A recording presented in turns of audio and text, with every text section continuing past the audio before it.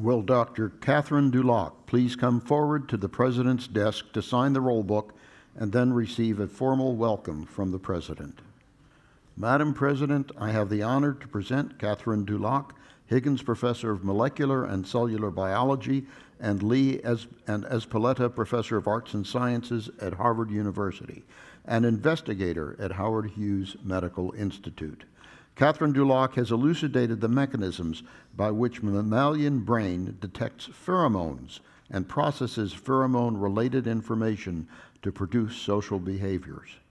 Pheromones are molecules that constitute an important mode of communication between members of the same species.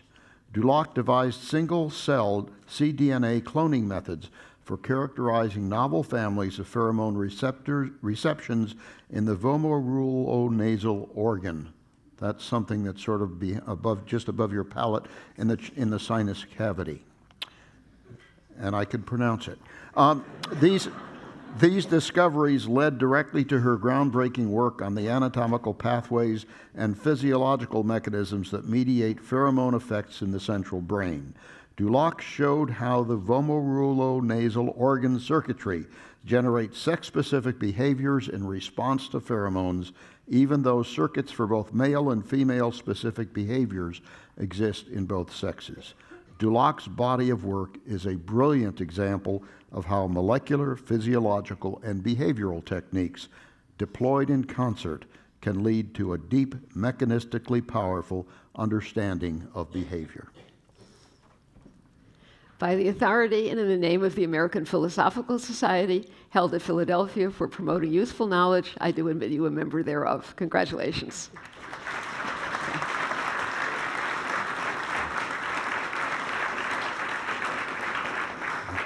Congratulations. Thank you.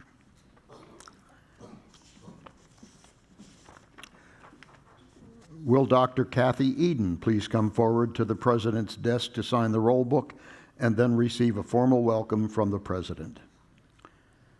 Madam President, I have the honor to present Kathy Eden, Chafkin Family Professor of English and Professor of Classics at Columbia University. Kathy Eden specializes in the history of rhetoric and literary theory from antiquity through the Renaissance and the history of classical scholarship within the larger context of intellectual history. She's published on Cicero, Aristotle, Petrarch, Erasmus, Shakespeare, and Montaigne, and her articles have appeared in, among other venues, the Journal of the History of Ideas, the Yale Journal of Law and the Humanities, Studies in the Literary Imagination, and Traditio. Recently, she has worked on the history of letter writing, on the historical development of ideas of plagiarism and copyright, and on the reception of Plato's ideas about education. The quintessential scholar-teacher, she has won every teaching award Columbia University has to offer and has taught both of the major humanistic elements of the famed core curriculum, literature, humanities, and contemporary civilization. Kathy Eden is, moreover, an elegant stylist whose lucid prose is an important vehicle of communication for and about the humanities. By the authority and in the name of the American Philosophical Society, held at Philadelphia for promoting useful knowledge, I do admit you a member thereof. Congratulations. Congratulations. Right.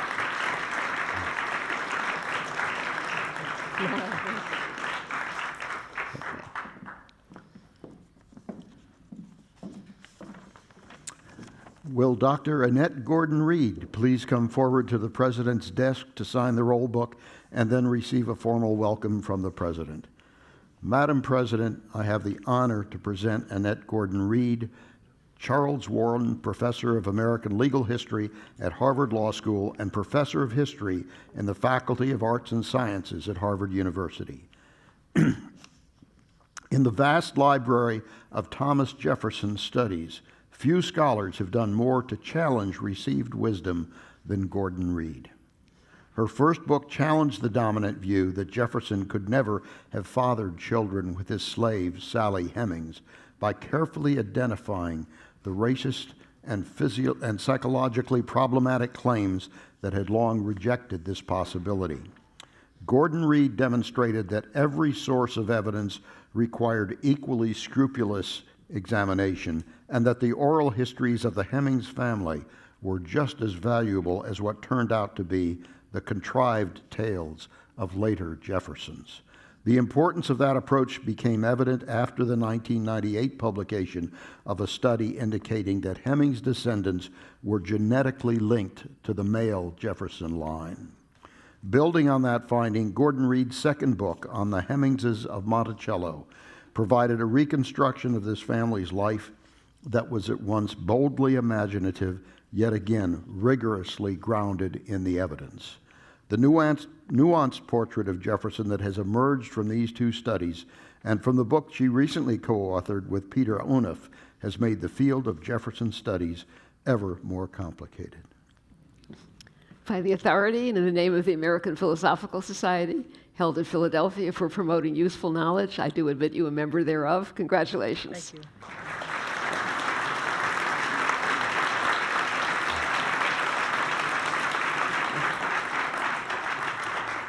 And I will add that Dr. Gordon Reid has already done something really important for the Society, which is that she has joined the steering committee for the new David Center for the American Revolution at the APS.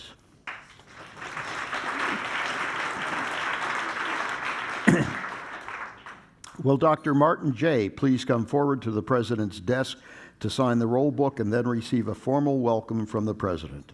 Madam President, I have the honor to present Martin J., Sidney Hellman Airman Professor Emeritus at the University of California, Berkeley.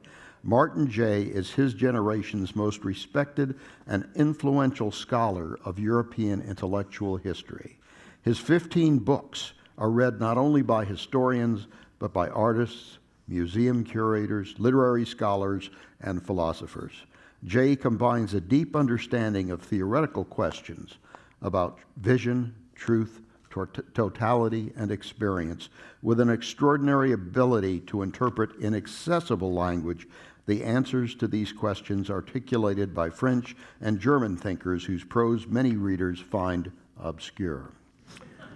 Jay's scholarship endures. A book of more than 40 years ago, The Dialectical Imagination, is now translated into 14 languages and remains the standard work on the Frankfurt School.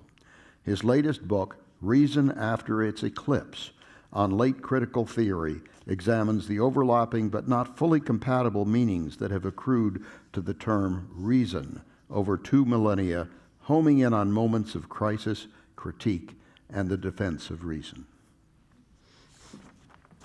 By the authority and in the name of the American Philosophical Society, held at Philadelphia for promoting useful knowledge, I do admit you a member thereof. Congratulations.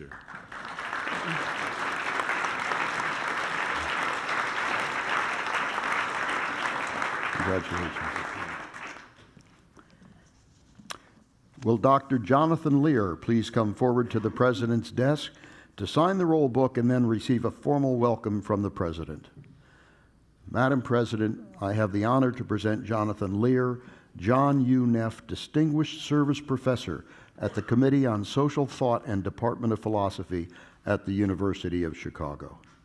Jonathan Lear has, over the last 20 years, consistently been the leading defender of the philosophical dimensions of psychoanalytic theory, bringing out a level of sophistication and rigor in Freud's thought often neglected in conventional criticisms. One might say that the major topic in a great deal of his work has been how to account for human irrationality in thought and action, and the bearing of the inescapable fact of irrationality on conceptions of how to live well. Both inside and outside philosophy, he is probably best known for his extraordinary 2006 book, Radical Hope, on one level an investigation about how the Crow Nation survived the dissolution of their traditional way of life, and on another level an exploration of what a collective form of life could be, that it could die out, and what one might be called on to do in situations of potential cultural despair. By the authority and in the name of the American Philosophical Society, held at Philadelphia for promoting useful knowledge, I do admit you a member thereof. Congratulations.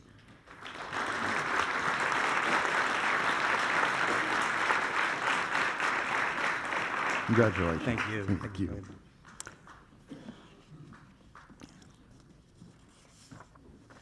Will Dr. Fernando Pereira please come forward to the President's desk to sign the roll book and then receive a formal welcome from the President?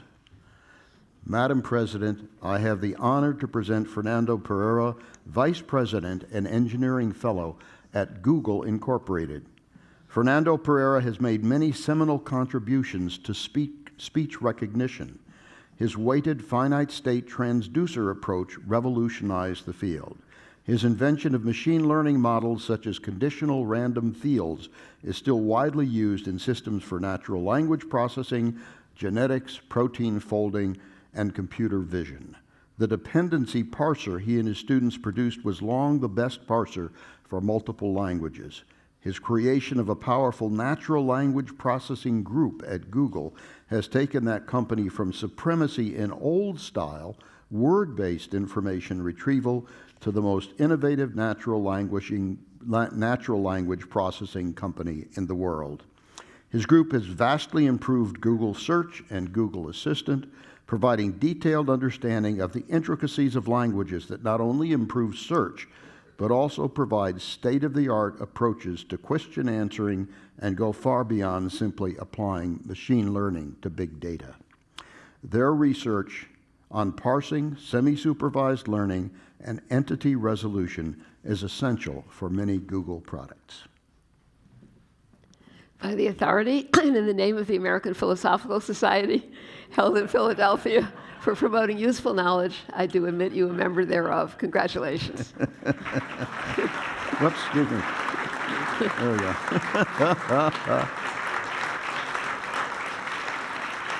Thank you.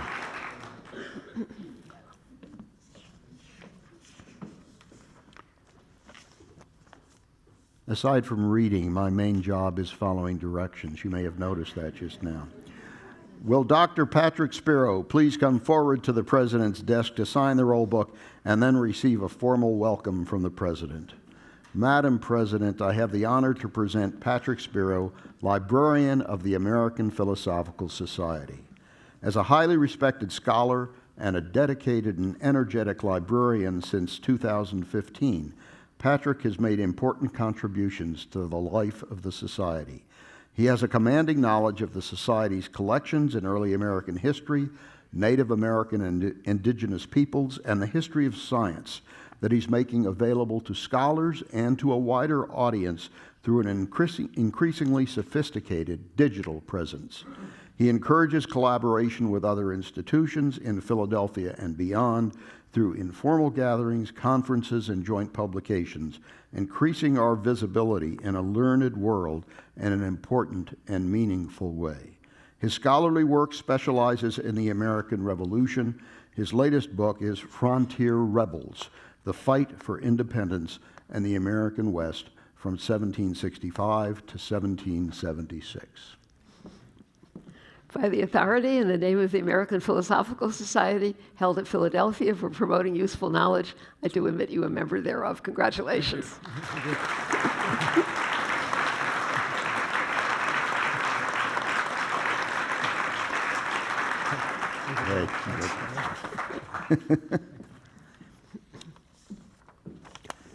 Will Professor Patricia J. Williams please come forward to the President's desk to sign the roll book and then receive a formal welcome from the President? Madam President, I have the honor to present Patricia J. Williams, University Professor of Law and Philosophy and Director of Law, Technology, and Ethics at Northeastern University, and the James L. Dorr Professor of Law Emerita at Columbia University. Patricia Williams is a preeminent theorist of race in relation to law in modern American political life, an esteemed scholar and celebrated public intellectual. Her first book, The Alchemy of Race and Rights, Diary of a Law Professor, was an immediate classic, not only for her penetrating insights at the intersection of race, gender, and rights consciousness, but also for her analysis of everyday life as the setting where equality's vexed and contradictory life worlds matter and are worked out, if they are. She's highly regarded as a critical race theorist, feminist theorist, and civil rights scholar. Her influence makes these veins of scholarship necessary and accessible to each other. She also brought a new voice to scholarship and journalism, immersed in observed experience, yielding evidence unseen in the more filtered formality of conventional academic writing. By the authority and in the name of the American Philosophical Society, held at Philadelphia for promoting useful knowledge, I do admit you a member thereof. Congratulations.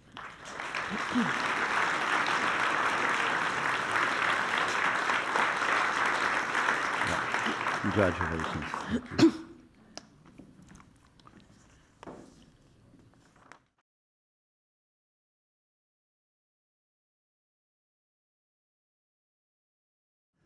Will Dr. Kamalji S. Bala please come forward to the President's desk to sign the roll book and then receive a formal welcome from the President.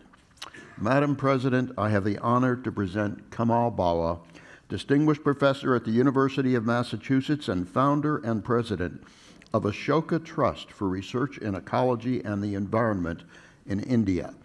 Kamal Bala is a world-leading authority on the ecology, conservation, and sustainable use of tropical forests.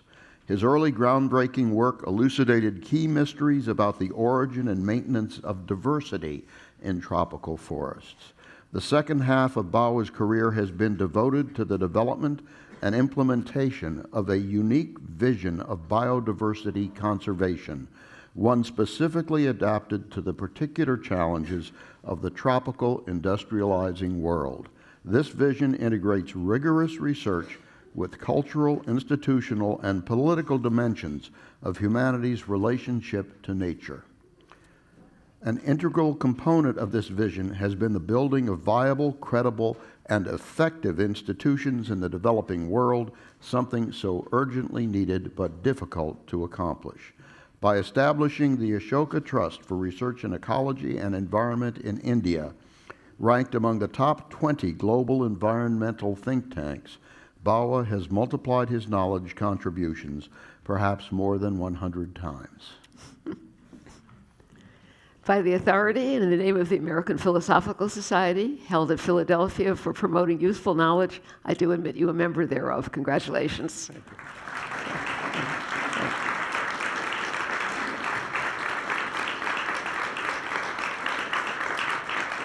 Congratulations. Thank you.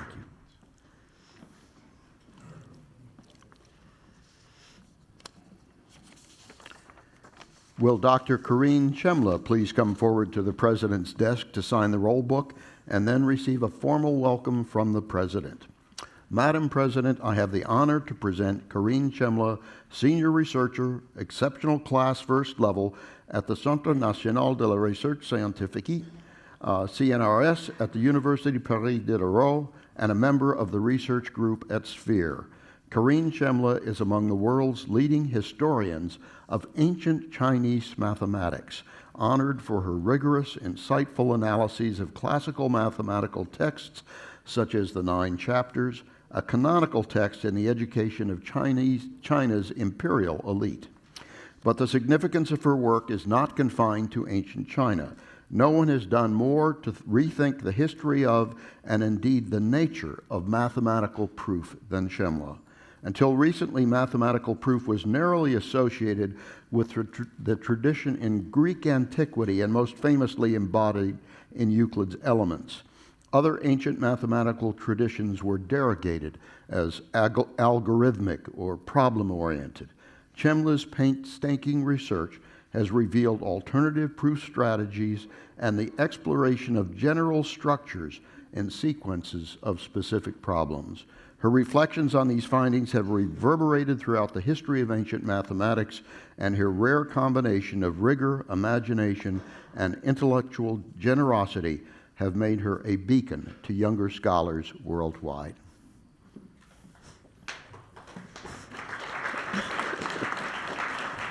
By the authority in the name of the American Philosophical Society, held at Philadelphia for promoting useful knowledge, I do admit you a member thereof. Congratulations.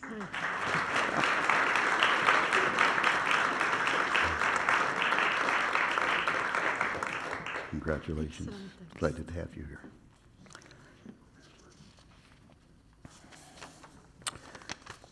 Will Dr. Jennifer Higdon please come forward to the President's desk to sign the roll book and then receive a formal welcome from the President. Madam President, I have the honor to present Jennifer Higdon, composer and Milton L. Rock Chair of Composition at the Curtis Institute of Music. Jennifer Higdon is a major figure in contemporary classical music, receiving the 2010 Pulitzer Prize in Music for her violin concerto, a 2010 Grammy for her percussion concerto, and a 2018 Grammy for her viola concerto. And she tells me she's just done a nice piece for trombone and piano, which my family will appreciate. Higdon enjoys several hundred performances a year of her works, and her Blue Cathedral is one of America's most performed contemporary orchestral works, with more than 600 performances worldwide since its premiere in 2000. One of Higdon's recent projects was an opera based on the best-selling novel Cold Mountain by Charles Frazier. It was co-commissioned by Santa Fe Opera, Opera Philadelphia, and Minnesota Opera in collaboration with North Carolina Opera. All performances in Santa Fe were sold out, and Higdon's opera became the third highest grossing opera in the company's history at Opera Philadelphia. Higdon recently won the International Opera Award for Best World Premiere.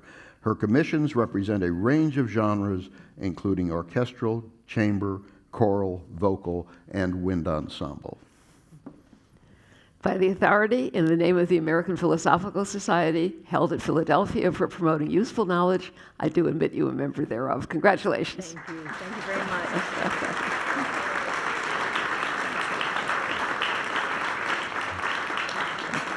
Congratulations. It's a treat.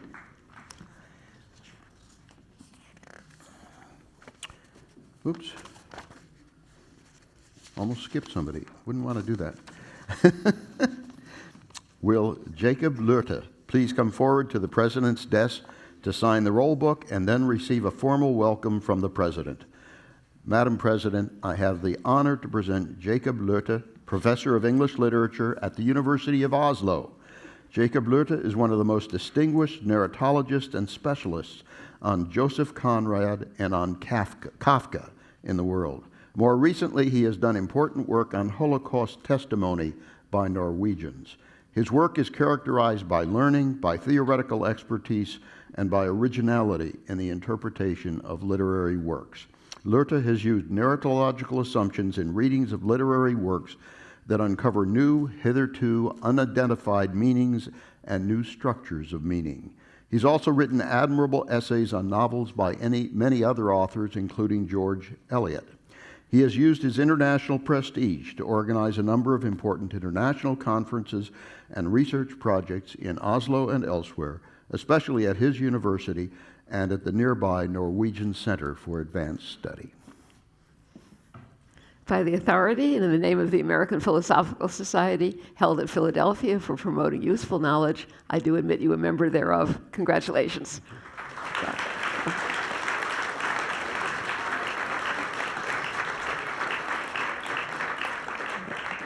Congratulations. Welcome.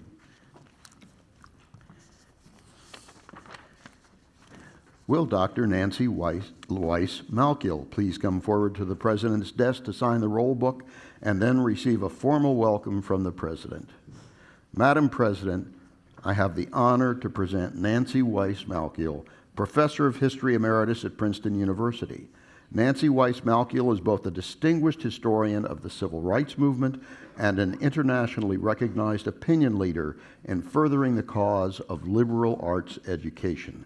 As the longest-serving dean of the college at Princeton University, she initiated several programs to improve undergraduate education, internationalize learning experiences, and implement a unique no-loan financial aid policy. Her most recent book, Keep the Damned Women Out, was that okay? The struggle for coeducation is a study of the cascade of decisions for coeducation at elite institutions of higher education in the period from 1969 to 1974. In the United States, Harvard, Yale, Princeton, Dartmouth, and Vassar, and among many other colleges and universities in the United Kingdom, the first 3 men's colleges at Cambridge in 1972 and the first 5 at Oxford in 1974.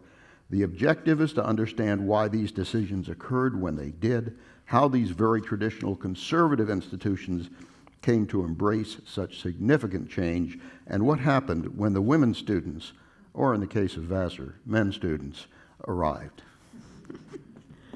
By the authority and in the name of the American Philosophical Society, held at Philadelphia for promoting useful knowledge, I do admit you a member thereof. Congratulations. Thank you.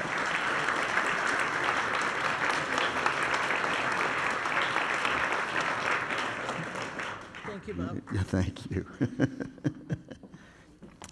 I almost wanted to. Will Dr. Roger B. Meyerson please come forward to the President's desk to sign the roll book and then receive a formal welcome from the President. Madam President, I have the honor to present Roger B. Meyerson, David L. Pearson Distinguished Service Professor of Global Conflict Studies at the Harris School of Public Policy and Griffin Department of Economics at the University of Chicago. Roger Meyerson has made seminal contributions to the fields of economics and political science. In game theory, he introduced refinements of Nash's equilibrium concept, and he developed techniques to characterize the effects of communication among rational agents who have different information. His analysis of incentive constraints in economic communication introduced fundamental concepts that are widely used in economic analysis, including the revelation principle and the revenue equivalence theorem in auctions and bargaining. Meyerson has also applied game theoretic tools to political science, analyzing how political incentives can be affected by different electoral systems. He was awarded the 2007 Nobel Memorial Prize in Economic Sciences in recognition of his contributions to mechanism design theory, which analyzes rules for coordinating economic agents efficiently when they have different information and difficulty trusting each other. By the authority and in the name of the American Philosophical Society, held at Philadelphia for promoting useful knowledge, I do admit you a member thereof. Congratulations. Scoot over. Right.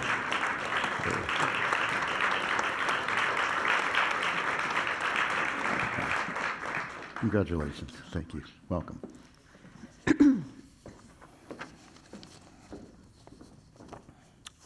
Will Dr. Helen R. Quinn please come forward to the President's desk to sign the roll book and then receive a formal welcome from the President. Madam President, I have the honor to present Helen R. Quinn, Professor Emeritus and former Chair of Particle Physics and Astrophysics at SLAC National Accelerator Laboratory.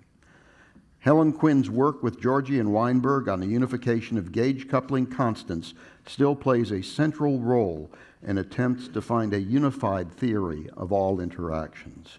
The mechanism she proposed with Pecci to assure parity and time reversal invariance in strong interactions has had far-reaching consequences for model building and axion searches. Her recent research has focused on deciphering the details of the tiny violations of these symmetries. She is a member of the Bavar collaboration at the Stanford Linear Accelerator Center that, together with the Bell collaboration in Japan, provided the first evidence for such effects in B mesons. She contributed to the Particle Data Group, which maintains an updated compilation of data in particle physics and cosmology, and has been most active in outreach and education efforts. She has done important service for the national physics community, in particular as president of the American Physical Society. And I will add that she also played a key role at the National Academy of Sciences in creating the framework for next generation science standards. By the authority and in the name of the American Philosophical Society, held at Philadelphia for promoting useful knowledge, I do admit you a member thereof. Congratulations.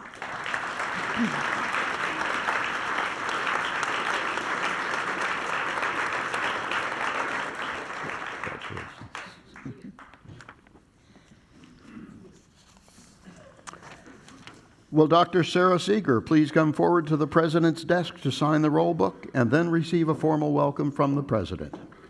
Madam President, I have the honor to present Sara Seager, Professor of Planetary Science, Professor of Physics, and Class of 1941 Professor at the Massachusetts Institute of Technology.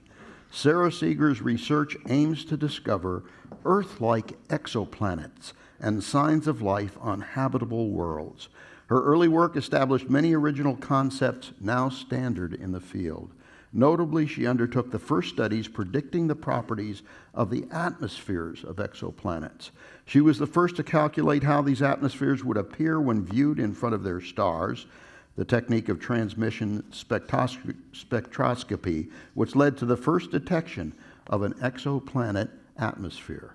And she did groundbreaking work on atmospheric retrieval, by which the compositions of exoplanet atmospheres are inferred from limited data, as well as the brightness variability of terrestrial exoplanets.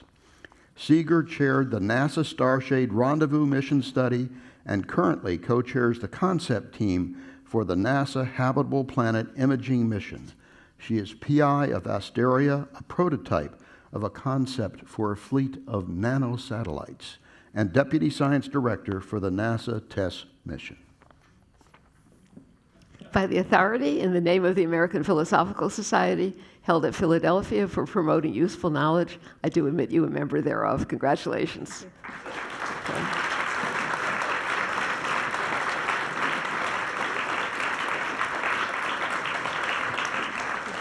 Congratulations. Wonderful.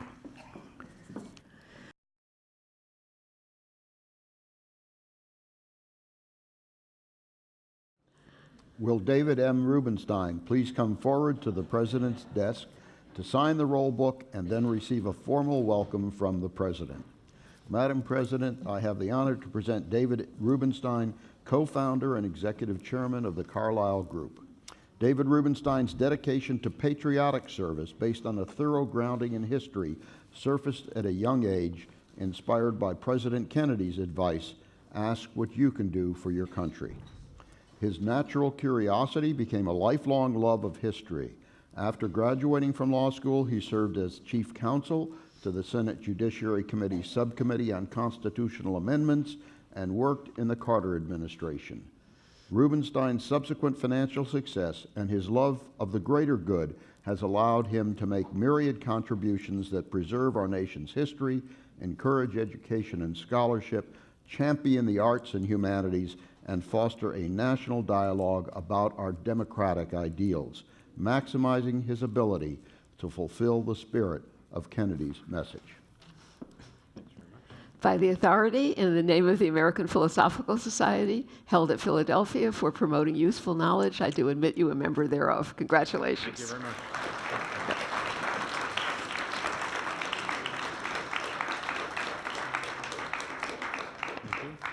Yes, thank you much.